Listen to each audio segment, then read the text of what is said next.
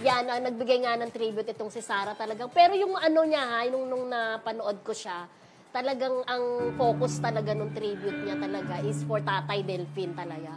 For Daddy Delfin.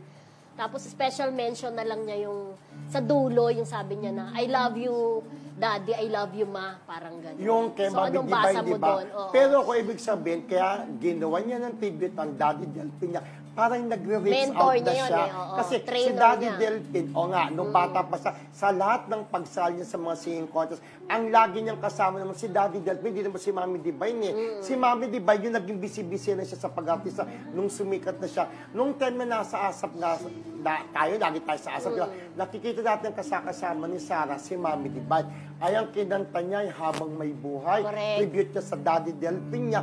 Pero ang tanong ng mga nakapanood ng concert, Yes. yung iba, may intriga pa rin, friend. Kasi Friday ginawa yung concert, then Sunday naman po yung Mother's Day.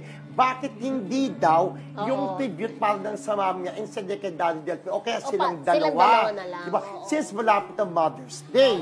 Pero So, mag-explain daw si Sarah sa'yo. Ayun. Nung Sunday Papaliwanag. naman, Sunday naman na mismong Mother's Day, ay nag-post naman siya sa kanyang IG account. Okay. Ng isang Pang-ate. special message naman for Mother's Day sa kanyang nanay naman na si Mami Divine. So, wag mo daw siyang husgahan, no? Hindi ko inuhusgahan yung mga nagsasabi lang na nakapanood.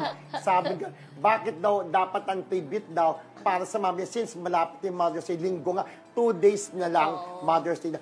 Pero yung ginawa niya sana na nag-effort siya para kay Daddy Delfin niya, binati niya si Mami Divine sa kanyang IG account. Sana yun na yung maging dahil para magkaayos-ayos Sana na napanood. sila. Oo. Sa palagay mo ba napanood? Yung, for sure, sa lumalabas sa mga balita. Social media.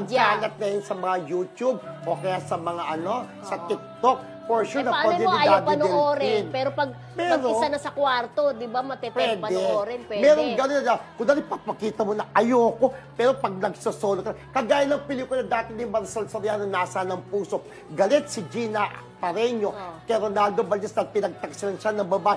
Tapos, maya-maya, nung namatay na, nakita ni Maricel yung picture ni Gina Pareño nandun sa cabinet ng tatay niya. So, hindi pa rin sabihin, galit pa rin si Ronaldo Valdez kay Gina Pareño. Natin parang ito. ganon. I-connect din natin sa kanyang asawa na si Mateo Gudicelli nung in-interview, sabi niya, inamin niya hindi pa sila okay. Pero sabi niya na in God's perfect timing, umaasa pa rin, 'di ba?